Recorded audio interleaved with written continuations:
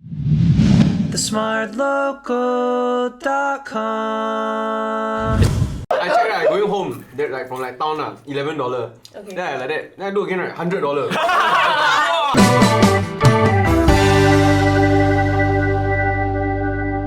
Hi guys, welcome to another episode of Coffee Break, where we get very hungry people to talk about issues in Singapore.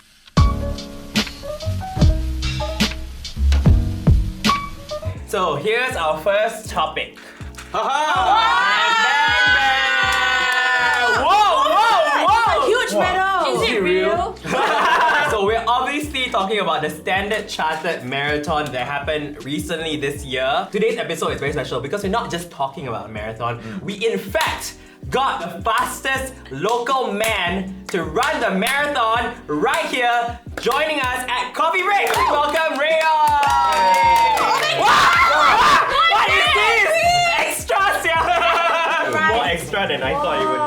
We've got Rui Yong joining us today at the Coffee Break table. First of all, we must congratulate you for being the fastest local man alive. man. Tell us a little bit more about yourselves for those people who don't know about you. Well, hi, my name is Rui Yong. I'm a marathon runner and I just joined TheSmartLocal last month. When it comes to running a marathon, these two boys have tried to do it before. Try. Yeah, try. I say try, okay, I clarify, okay? You saw how they did, right? Yeah, I think that was the first contact I had with TheSmartLocal was when John Lim reached out to me and said, hey, 8 of us signed up for the Standard Chartered Marathon and we want you to coach us for it. So Nicholas and John, well done. You guys like completed thing, first marathon ever. I never complete one. I thought everyone completed, but Okay, I got a medal. So what happened was basically I signed up for the full marathon, right? And then halfway through I realized I really cannot already.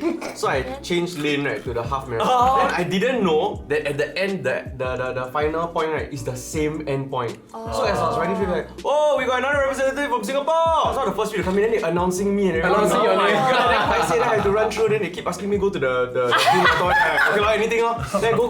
Then they give me banana, then they give me the medal, then they give me a t-shirt. Okay, so one of the things that came out from your win and all over the news is about also the fastest local female to complete the marathon as well. And the story is that she's also your doctor, right? Yeah, Dr. yeah. Lim, right? yeah. Hey, y'all never read newspaper, huh? All due respect to Dr. Lim Bao Ying, she's a great person, she's a good doctor, and she's also a good runner who works very hard. Because there were more established runners. Okay. Mok Ing Rong, who is the younger sister of Mok Ing Ren, was Yep. probably the favourite this year. Last year's defending champion Rachel C is also who has competed in 2 SEA Games, was also one of the favourites. All these girls in front of her, right? Honestly, I mean, Dr. Lim is my friend. I would not have bet any money on her. Okay. I thought she'll lose one. I thought that Rachel was gonna win. So after the race, I saw Rachel like kind of bent over. And then I heard her over the loudspeaker. So I walked over and said, hey, you won? Did you win? And then she was like, no, second this year. I said, oh, who won? And I thought it was going to be Ying Rong. Right. She said, no, Bao Ying won. Wow. What happened was that Rachel and Ying Rong had gone out very hard. The two of them were like fighting. And then they both died because it was too fast.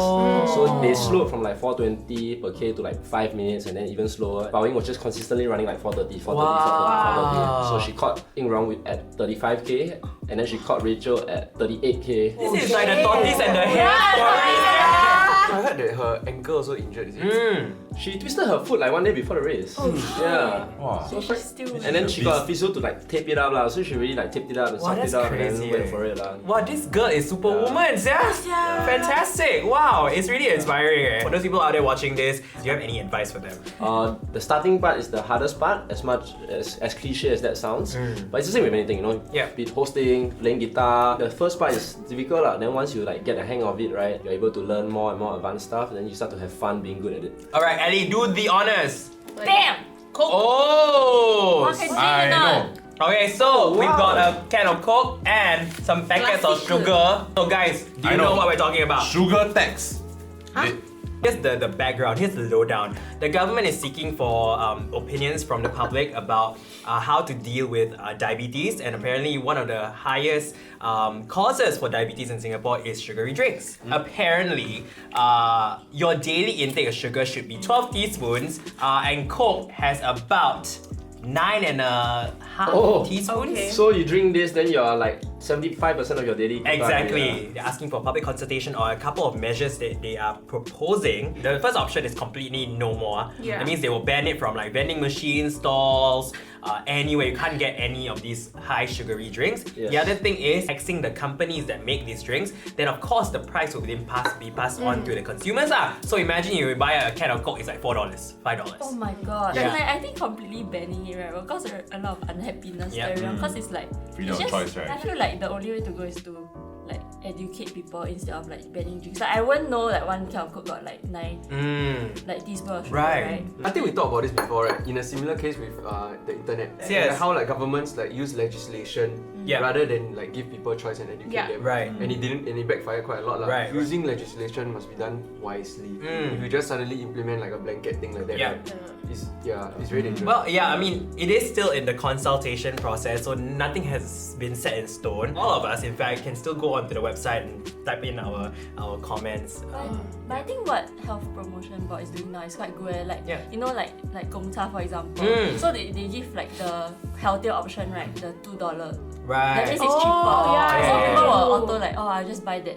Actually, the ban, right, will only be applied to pre-packaged drinks. Okay. So things like bubble tea and all that will not be affected Oh, lah. This Chinese New Year, all the businesses would. Oh my Yes, god. yeah. People come to your house, you must pour water. A lot of people have talked about this. Yeah. Apparently, 4 out of 10 people are for these bans, for example, which is quite high. Yeah. so let's just do a little vote here lah, just to see. Okay. Okay, so whoever is for banning it, put up your hands. 3, 2, 1.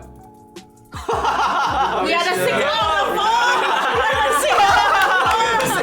The other thing that netizens have been saying is that one, don't ban Milo. Yeah, oh my god, please don't let I'll cry.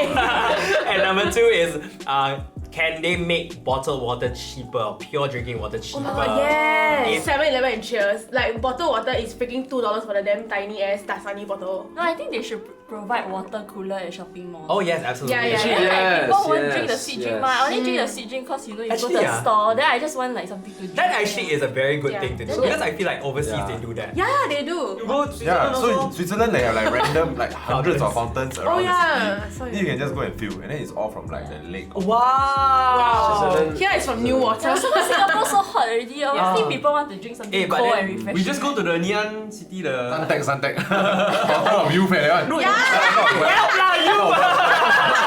Then go. 3, 2, 1. Bam! Yes. So it's very obvious what we're talking about. We're talking about the entrance of GO-JEK into this ride-hailing industry in Singapore. Nice. So in Indonesia, it started out as that a motorcycle ride service, but they've expanded since to car services as well, and Okay. they have also now entered Singapore in competition with Welcome. Grab. Yes. Welcome. Previously, when Grab was competing with Uber, we all enjoy like discount codes and all this kind of thing, and all that stopped obviously when Grab absorbed Uber. It's basically a monopoly for, Sure. for the ride sharing business. Their surcharge is so bad, right? That day I really dreamt, right, and had a nightmare. I checked, right, going home, that like from like town, $11.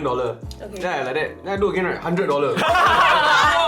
Sometimes it's really like that, Who has used GO-JEK here? I still on the waiting list. Oh my god! Yeah, that's why also on the waiting list. That I have managed to got into the beta program, Wow. and I have used GO-JEK for the past couple of days now, and I must say the app actually one of the better apps Okay. that I've used because it's very clean, very seamless, very fast. But how much cheaper is it? Okay, so here's the deal, right? Right now, GO-JEK has a promo for like DBS card users, so $5 off your first 2 rides. So that time, right, me and John took a ride from Clarke Quay all the way back to the office, and it was only like $1.